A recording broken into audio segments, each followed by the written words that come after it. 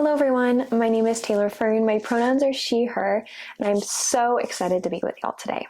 I'm going to be talking about a really cool scientific concept and field that has been implicated in disease research with diabetes, cancer, schizophrenia, depression, and so much more. The term that I'm going to be talking about is epigenetics.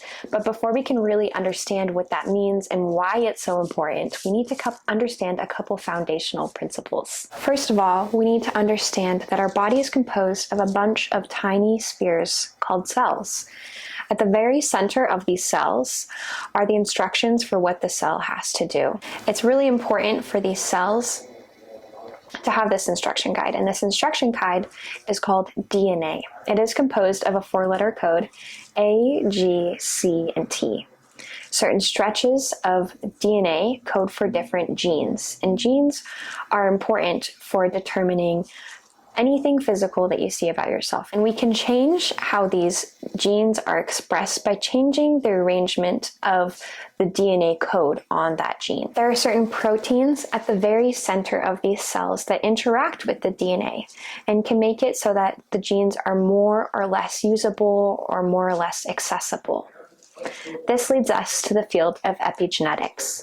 Simply put, epigenetics refers to how your environment influences the expression of your genes. What it does is it takes these proteins that interact with your DNA, proteins like RNA, other DNA, histones, and makes it so that they're more tightly or loosely wound.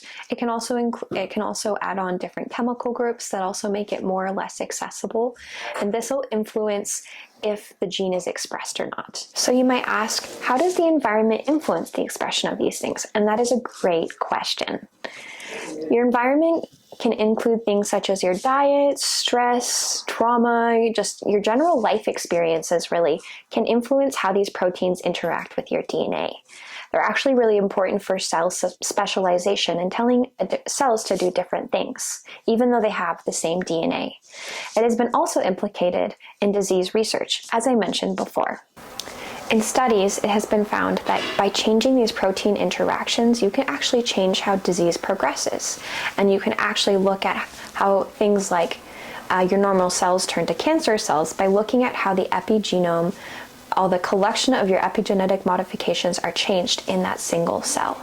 One thing that really interests me about epigenetics is its implication in understanding mental illness or mental diseases like schizophrenia, depression, anxiety. This tells us that mental illness is indeed real and has very real physical effects on your body. Thank you so much for watching. We'll see ya!